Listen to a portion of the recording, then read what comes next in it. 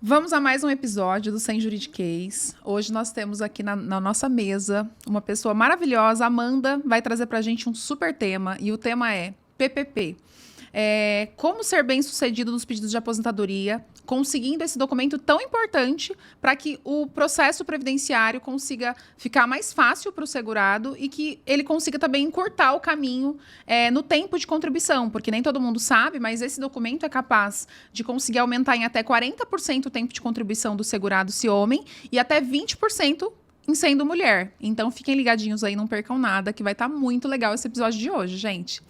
Então vamos lá, Amanda, queria te agradecer por ter vindo, agradecer a sua disponibilidade de tempo e bater um papo com você. Para você, a escolha do direito se deu por qual motivo? Qual que é o aprendizado que você tem como profissional de direito hoje? Eu que agradeço pela oportunidade de estar aqui falando um pouquinho sobre esse tema que é tão importante e faz parte do nosso dia a dia, né? Então, vamos lá. Minha história com o direito não começou de imediato.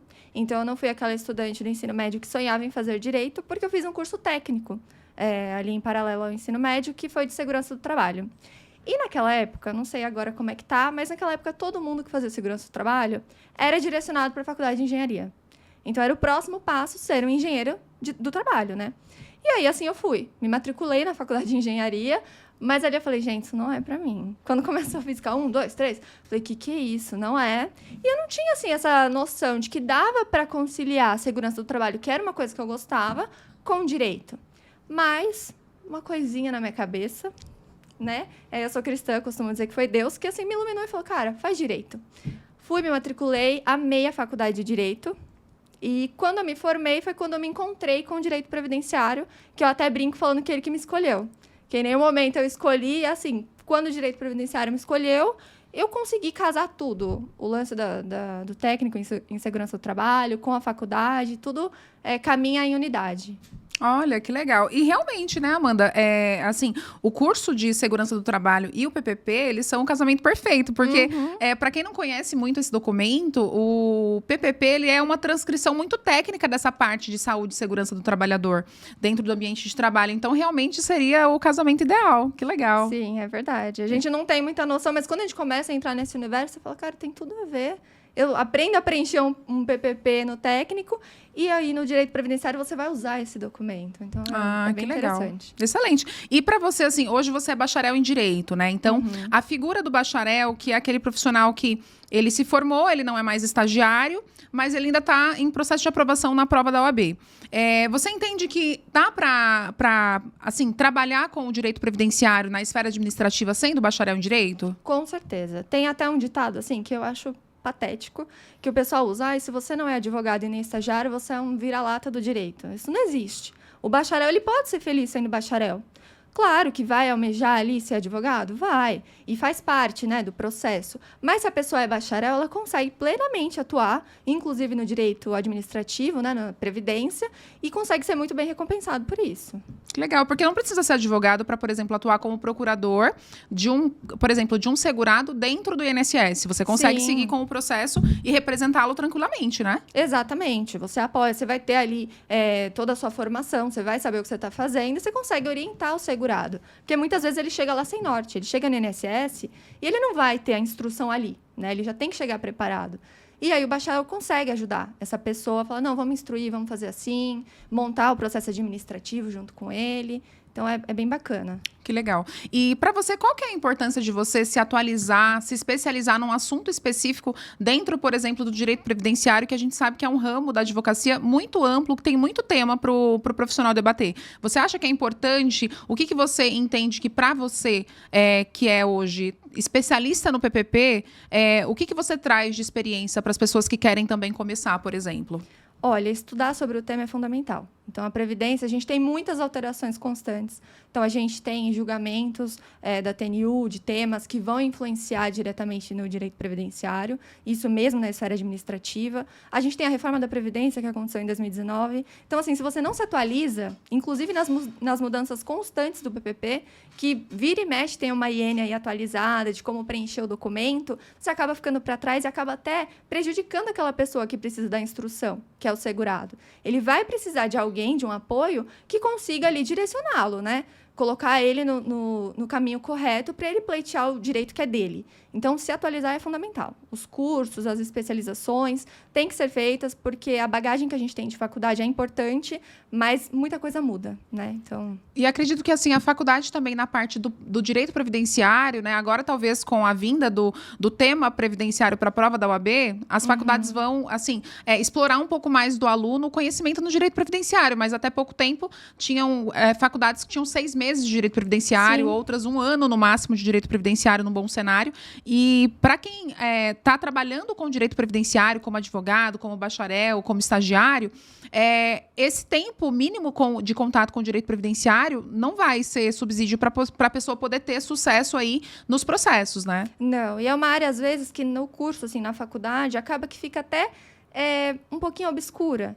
Então, por exemplo, na época que eu me formei, era uma esfera dentro do direito administrativo ali. E não se fala muito, né? O pessoal costuma escolher o que? Vou para o direito penal, eu amo cível. E o direito previdenciário na faculdade não é uma área de glamour, então pouco se fala, né? Então, a maioria ali dos alunos não vão falar, eu quero ser previdenciarista. Isso não acontece. Então, por isso que é tão importante, se a pessoa pega esse amor pela previdência, se especializar depois. Estudar, fazer curso, pesquisar, para poder estar ali se aprofundando no tema.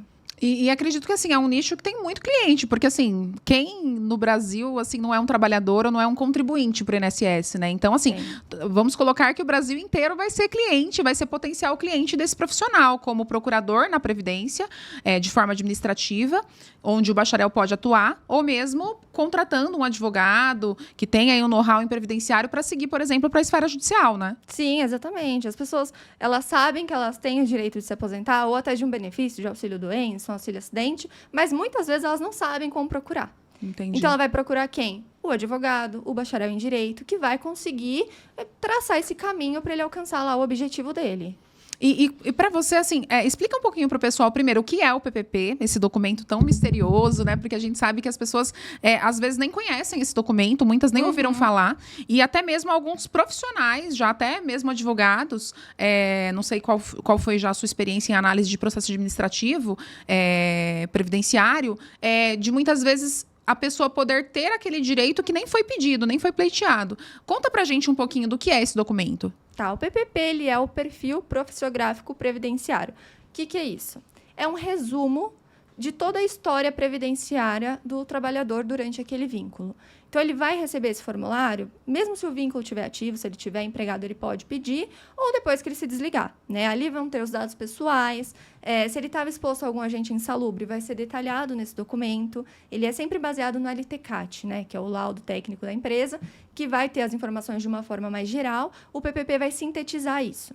Então, se ele está exposto a um agente nocivo, qual é esse agente? Qual a intensidade desse agente? Por qual período ele ficou exposto? Quais as funções que esse trabalhador desempenhou ali dentro da empresa? Traz também informações da própria empresa, de quem era o responsável pela monitoração, quem assinou o PPP. Então, assim, conta a historinha mesmo do funcionário, ativo ou não, de quando ele trabalhou ali naquela empresa. E isso é usado diretamente para a Previdência Social, né? Essa é a finalidade do PPP.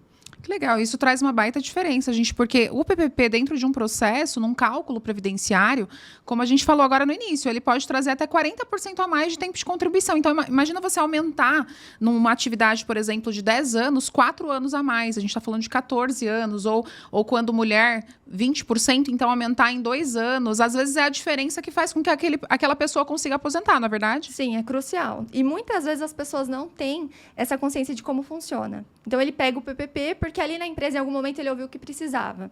Algumas empresas não fornecem automaticamente, a pessoa acaba que não tem ali o conhecimento e não pede, fica sem.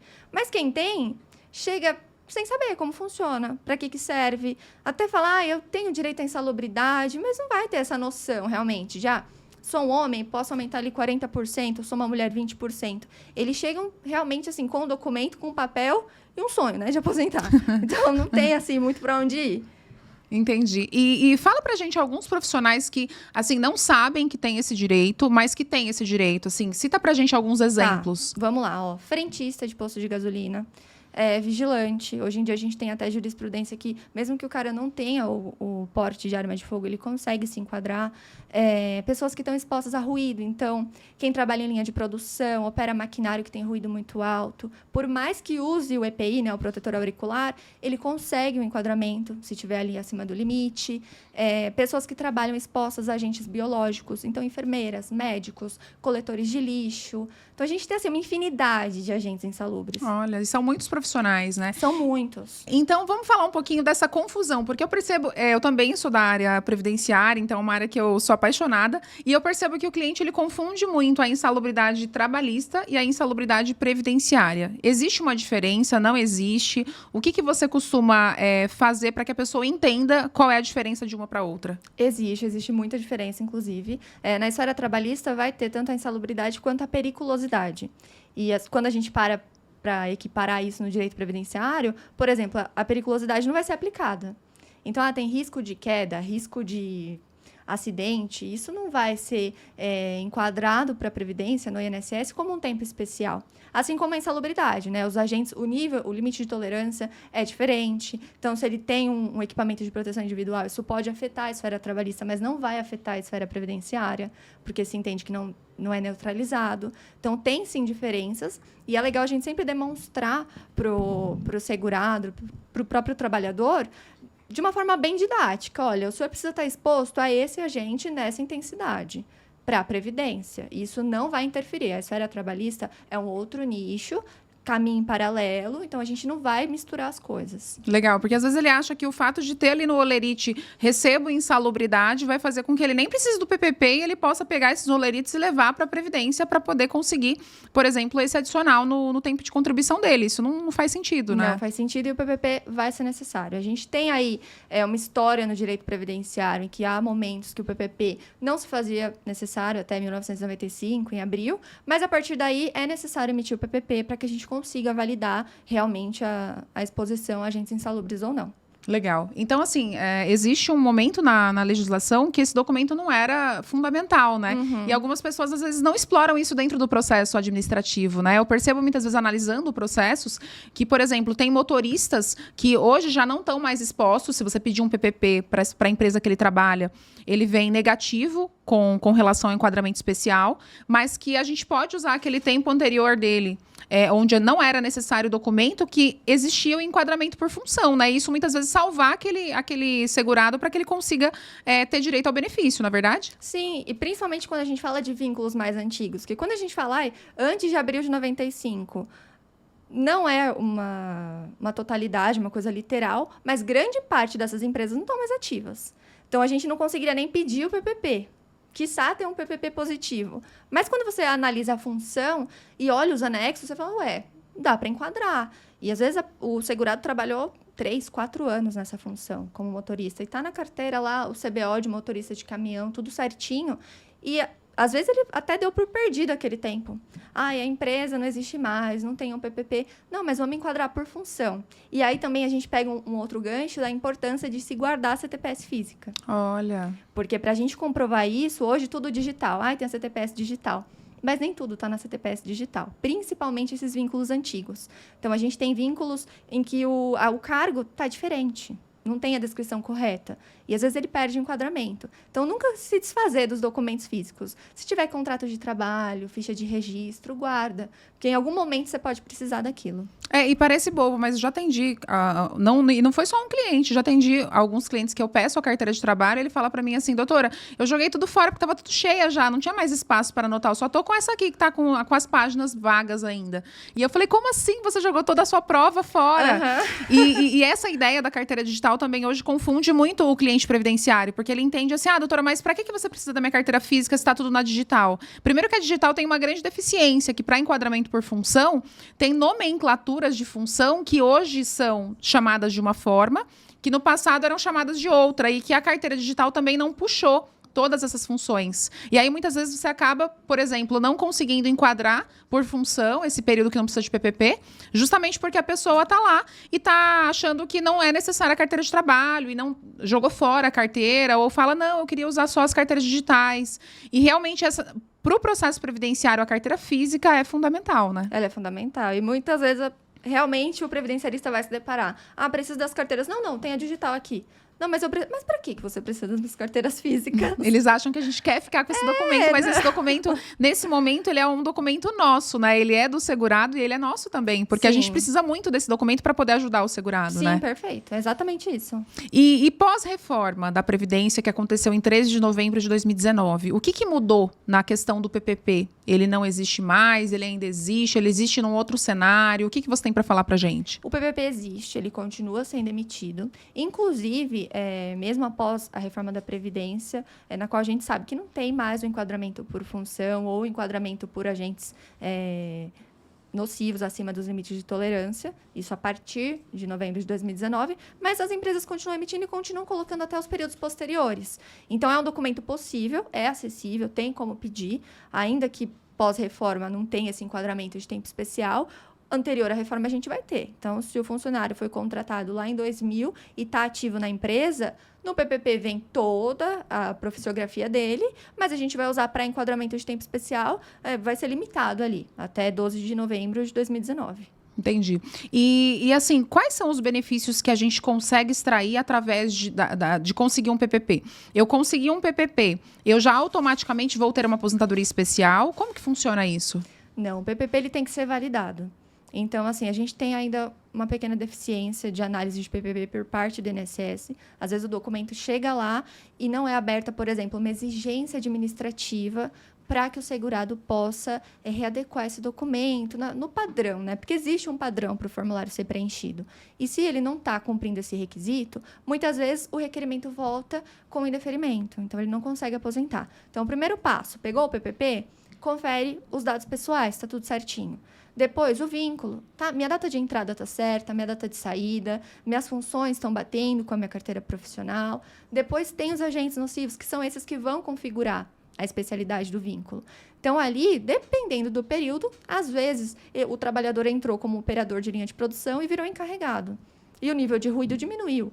Então, naquele período em que vai ter uma exposição a ruído acima dos limites de tolerância, a gente vai conseguir configurar uma especialidade desde que esse documento esteja ali nos parâmetros corretos estipulados pelo INSS.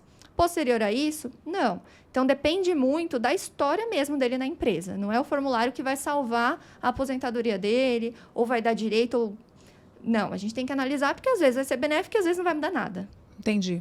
E assim, para quem tá atuando na área, tem muita dúvida ainda sobre esse documento, que a gente sabe que é muito complexo, porque ele tem muitos pontos a serem preenchidos e preenchidos corretamente, óbvio. O que você dá de dica, assim, de pontos importantes? Você pega um PPP para analisar. Quais são os itens ali que são fundamentais, que você sabe que é o que mais tem recorrência de, muitas vezes, não enquadrar, não porque a pessoa não tenha um agente de exposição a um ambiente especial, a um ambiente agressivo à saúde, mas que porque realmente o documento não está preenchido corretamente? Vamos lá. Além dos dados pessoais, né?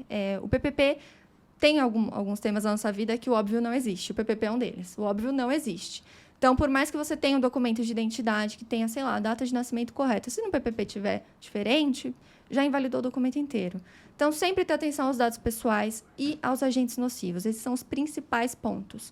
Então, respeitar as técnicas de aferimento para qualquer agente, seja ele físico, químico, biológico.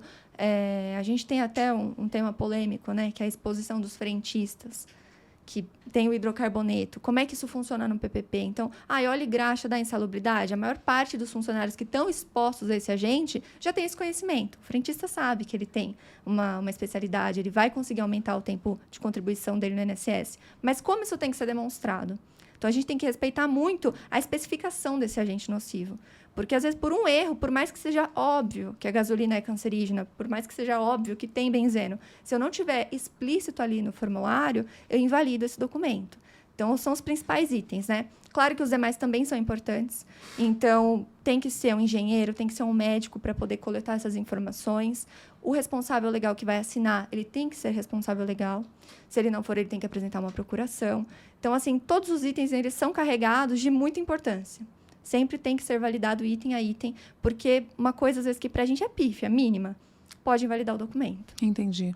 E muitas vezes, por exemplo, a gente fala que, assim, às vezes até a forma de escrita do agente interfere muitas vezes na concessão ou não daquele tempo especial. Por exemplo, hidrocarboneto. Ah, não, tem que constar hidrocarboneto aromático. Então, isso é uma coisa que você vê bastante? Demais. E, normalmente, as empresas têm até um receio. Falam, ué, mas quer que eu altere nesse nível? Tá aqui gasolina, tá aqui óleo diesel. Entendem que é, muitas vezes, o profissional que está criando caso, né? Para não aceitar o documento. Você está querendo causar. Fala, não, tá errado. Mas não é porque simplesmente tá errado, não é o errado pelo errado. Mas é porque alguém vai ser prejudicado ali. Sim. Então, tem sim, hidrocarboneto tem que ser aromático. Se ele não for, não tem lá os anéis de benzeno que tornam ele um agente cancerígeno. Então, o grau dele muda. A gente tem lá a LINAC, que lista todos os agentes cancerígenos. Se ele não está naquele grupo, ele não vai ter uma insalubridade nível máximo. Então, realmente, parece óbvio, mas não é. E muitas vezes até o segurado, o trabalhador, ele pega o PPP e está lá, óleos e graxas. Ele fala, pô, estourei, tá certo, mas não tá. Então, e isso, assim, é uma atualização recente. Até pouco tempo, a gente conseguia validar um PPP assim. Hoje, depois do julgamento 298 do TNU, a gente não consegue mais.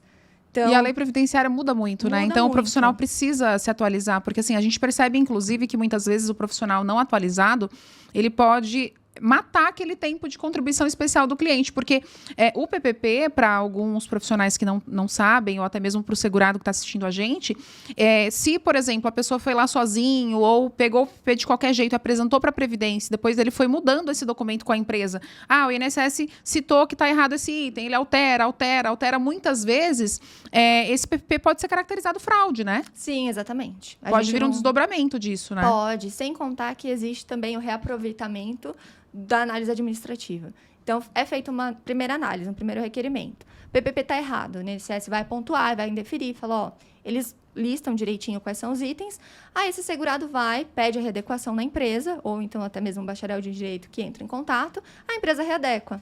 Às vezes, na segunda entrada administrativa, se não tem uma expressa motivação ali, falando, olha, eu preciso que analise o novo PPP, esse formulário vem indeferido de novo, falando, olha, em reaproveitamento à análise anterior, a gente vai indeferir porque eles é o mesmo nem leem período. Novamente, né? Não.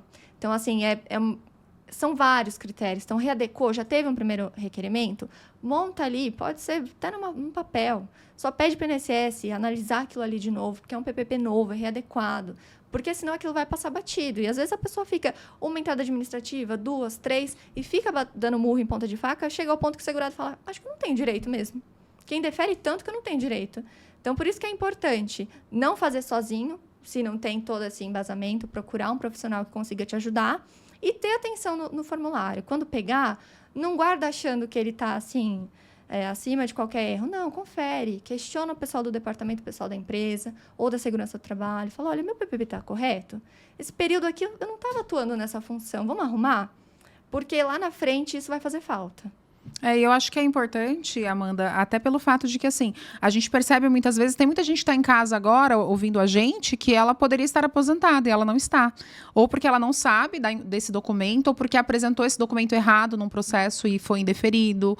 Então, é muito importante procurar um profissional que realmente entenda esse documento, porque, para mim, o PPP é o coração do processo previdenciário, na minha visão, né? Sim. Ele é o que vai mudar a realidade de um segurado, vai muitas vezes não apenas fazer com que ele atinja o tempo, mas melhorar a renda mensal inicial, ou seja, o valor econômico daquele benefício, porque ele serve para isso também, porque automaticamente se eu aumento o meu tempo de contribuição no cálculo final, eu aumento muitas vezes o valor do meu benefício, né? E eu percebo que, assim, dá-se pouca importância. Às vezes aquela ansiedade que muitas vezes o segurado tem de quero dar entrada no meu processo, ele não entende que às vezes você ficar um ano cobrando um bom PPP para você depois apresentá-lo num processo administrativo, é muito melhor do que você pegar aquele documento de qualquer jeito e já dar entrada no processo. Eu sempre explico isso para o cliente, que não é a pressa, é o trabalho com perfeição. E o trabalho com perfeição não depende só do profissional, do advogado ou do procurador, do bacharel em direito que está atuando, em conseguir pegar esse documento para já apresentar no INSS. Na verdade, de conseguir o documento com itens corretos, que a gente sabe, como profissional, que vão ser validados pela Previdência, não é verdade? Sim, exatamente isso. Preparar, né? O planejamento previdenciário é isso. É você preparar... as pessoas trabalham a vida inteira pensando no dia que vai aposentar, descansar. Querendo ou não, é você colher o que você plantou. Então, se a pessoa tem direito, ela tem direito. Então, vai atrás. busca do jeito certo, até mesmo para aqueles que já estão aposentados. Isso é um outro tema, mas é possível usar o PPP depois. Tem como incluir Para pedir revisão de benefício, exatamente. Né? Então, não é assim, aposentei, agora está tudo perdido. Fui frentista 10 anos da minha vida e não tinha PPP. Calma. Então, para quem está aposentado, pode ter direito a receber um pouco mais, né? Sim, dá para melhorar. Depois de ver essa live, olha, procurei um bom profissional. E realmente, né, a gente percebe que, assim, essa parte do período especial, ela muitas vezes pode ser decisiva no cálculo, né? Não só de uma pessoa que já está aposentada, como também de uma pessoa que está em vias de aposentar. E o contrário também, você ter um documento apresentado de qualquer jeito. Hoje, se a gente fosse pensar, por exemplo, no PPP... existe a aposentadoria especial e a aposentadoria por tempo de contribuição. Mas até a reforma da Previdência, eu posso usar esse PPP, mesmo que não seja para ter uma aposentadoria 100% especial, eu posso usar ela para usar aquele tempo extraído a mais numa aposentadoria por tempo de contribuição? Sim, sem problema. A gente consegue enquadrar alguns períodos, vai ser uma aposentadoria por tempo de contribuição com averbação de tempo especial. Então, aquela faixa de período vai ser reconhecida e os demais períodos vai ser computado ali o tempo comum, mas é super ok, isso já é usual. É normal de acontecer. Eu tive até um cliente, há um tempo atrás, foi antes da reforma da Previdência, e na época o homem aposentava com 35 anos de tempo de contribuição, né, se fosse uma aposentadoria comum. E quando ele foi para o meu escritório, ele foi bem desmotivado. Ele disse que ele já estava tentando muitas vezes, ele já tinha tido 5 indeferimentos. E aí ele foi no escritório, falou que um cliente tinha recomendado, mas que ele já não acreditava mais. Ele estava bem cabisbaixo. E aí eu falei para deixar os documentos para a gente analisar tudo, analisei o processo administrativo. Quando eu fiz o meu cálculo, estava dando 42 anos de tempo de contribuição. Eu até assustei, falei, mas como a pessoa tem 42 anos de tempo de contribuição, não está conseguindo benefício? Aí eu fui analisar não só o tempo comum e o tempo especial, mas os documentos que ele tinha apresentado. Nessas 5 vezes que ele pediu para o INSS, ele apresentou o mesmo PPP, só mudava a data. Novo PPP, mas todos iguais, com os mesmos defeitos. E aí, quando eu expliquei isso para ele, eu acho que ele estava tão cansado, talvez ele disse que já tinha passado por outros profissionais e também já tinha tido aí essa tristeza de não conseguir o benefício, né? Porque a gente sabe que é o sonho do trabalhador na reta final, ali no ciclo final de trabalho, ele conseguiu o benefício, né? Foi para isso que ele muitas vezes almejou aí durante todo esse processo de trabalho dele, de uma vida. E aí ele falou assim, olha, doutora, para ser honesta, eu nem acredito mais nisso, assim, você está falando que tem 42, mas o outro advogado falou que eu também tinha e não consegui e tal. Eu falei, então, mas o problema não é o seu tempo de contribuição. É que, assim, se eu aplicar o mesmo método, eu vou atingir o mesmo resultado. O que seria o mesmo método? Aqui foi aplicado o mesmo método em todos os pedidos. Não, vai lá e renova o seu PPP com a empresa. Porque esse PPP aqui já está antigo. Você pode muito bem usar um PPP antigo, muito bom, e não precisar atualizar data nenhuma. Então, os profissionais tinham achado que a data do PPP estava mudando uma realidade para ele. Não estava. O problema é que o documento estava preenchido de forma incorreta. Aí eu ainda brinquei com ele e falei assim, olha, você vai conseguir... E eu tenho certeza que vai bater os 42 anos de tempo de contribuição. Mas nós precisaremos diligenciar no PPP. Porque senão eu vou dar entrada novamente e a gente vai ter um indeferimento. E aí esse caso foi um caso que acabou que eu tive que judicializar um processo contra a empresa, porque a empresa não quis fornecer o documento de forma correta, disse que já tinha apresentado 5 vezes e que eu tinha que me dar por satisfeita com aquele documento que não ia apresentar. Que era um querer meu mudar o documento e não que era um direito do ex-trabalhador, muito menos uma necessidade da Previdência, ou seja, a Previdência estabelece os critérios. E aí a gente entrou com um processo trabalhista, tivemos que passar por esse processo trabalhista antes de judicializar a aposentadoria. E no final, quando eu consegui o reconhecimento na esfera judicial do PPP e a validação, ele chorou, ficou muito feliz, super agradeceu, falou que aquilo era o sonho de vida dele, que ele já estava chegando assim, a pensar no início de depressão porque ele não estava conseguindo benefício, que ele via alguns colegas de trabalho já conseguir aposentar. E eu percebo que nessa fase do trabalhador, ele se compara muito com o colega. Não só no, ele já conseguiu e eu não, mas também assim, mas o PPP do meu amigo ele conseguiu, então o meu eu também vou conseguir. E cada caso é um caso. Eu falo que se eu tiver atendendo 2 clientes que são gêmeos, a aposentadoria deles não vai ser igual, exceto se eles, como gêmeos, começaram a trabalhar na mesma empresa, na mesma função, no mesmo dia, saíram no mesmo dia, com o mesmo salário, entraram na outra empresa no mesmo dia, na mesma função, no mesmo salário. Se não for assim, não vai ser igual, porque cada pessoa tem uma história de vida. E o cálculo previdenciário é a história de vida daquele trabalhador, não é verdade? Sim, e perfeito. E até pegando um gancho disso que você falou de 4 ou 5 PPPs, eu peguei um caso também de um requerimento indeferido e o PPP estava preenchido a caneta. Nossa E assim, Senhora. a trabalhadora, lógico, ela não era uma pessoa leiga, não tinha conhecimento de que aquilo não podia ser a caneta. E estava rasurado. Então, assim, você vê como que realmente isso afeta a vida do trabalhador e a expectativa. Ela estava exposta, ela era farmacêutica, aplicava ali, injetável, estava exposta, assim, a N agentes insalubres. E não conseguiu por conta de um PPP que foi, assim, negligenciado, né? Porque, claro, o trabalhador não tem essa informação, mas o empregador, ele tem essa responsabilidade. Então, ele precisa ter o cuidado e o zelo com o documento que ele vai fornecer. Claro. E puxando um gancho para esse assunto, então, por exemplo, a empresa não fornecendo esse documento, existe, então, um remédio jurídico para isso? Sim, existe. A reclamação trabalhista é um direito do trabalhador de ter o seu PPP, né? Normalmente, a gente consegue conversar, mas se for o caso, dá para partir para o remédio jurídico para poder obter o documento. Entendi. Então, judicialmente, a pessoa também consegue. Não, a empresa não está fornecendo, está criando empecilhos. Sim. Então, assim, procura uma boa orientação jurídica, um profissional que seja da área, que seja estudioso no assunto, porque, assim, a sua aposentadoria, eu falo que não é o momento de você ter pressa. É o momento de você escolher o melhor profissional que vai mudar toda a sua realidade. Porque, assim, eu muitas vezes ficar ali tentando por 5 anos benefícios indeferidos, com a expectativa de aposentar que não aconteceu, e eu esperar muitas vezes 4, 5, 6 meses, 1 ano para eu conseguir um bom PPP e me aposentar no primeiro pedido, é muito melhor, né? Nossa, demais. É muito mais vantajoso. E querendo ou não, a pessoa tem paz, né? Porque quando você fica nessa, indefere, além da pessoa ficar desiludida, ela perde a paz. Porque começa a trabalhar, a pessoa já não tem mais aquele pique, aquele ritmo, e fala, meu, até quando eu vou ficar? Né? Já trabalhei tantos anos, então isso é uma realidade mesmo. Finalizando esse episódio de hoje, muitos assuntos importantes, a gente queria abordar outras coisas com vocês, mas é impossível, porque é um tema realmente muito grande, muito vasto, tem muita coisa para falar de PPP ainda. Vamos voltar com esse tema aqui para ajudar vocês. A gente sabe que é um documento de suma importância mesmo. E queria agradecer mais uma vez, Amanda, por você estar aqui. Conheço muito o seu trabalho, uma profissional excelente. É muito importante se qualificar nessa área. Não dá para você trabalhar na área do direito previdenciário sabendo superficialmente. Você tem que se aprofundar, tem que mergulhar, tem que estudar muito, porque a legislação, hoje ela pede de uma forma o PPP, amanhã a gente vai acordar, ela vai pedir de outro. Então, se o profissional não estiver atualizado, ele vai simplesmente matar o direito do cliente dele, e muitas vezes em algo que vai ser para sempre, que vai gerar precedente dentro do INSS de indeferimentos simultâneos. Por quê? Porque entende que se o primeiro estava errado, todos os outros estarão. Então, agora eu queria aproveitar o nosso quadro aqui hoje e perguntar para você, do direito para a vida, o que você tem para passar para a gente? Olha, muita coisa. Mas principalmente nessa esfera previdenciária, o olhar social, que muitas vezes a gente não tem, de olhar o outro e realmente aquela coisa de você amar a vida do próximo e falar, meu, eu vou te ajudar. Se segurar na mão, porque é uma pessoa que não sabe para onde está indo muitas vezes, fala, não, vou te ajudar, vem cá.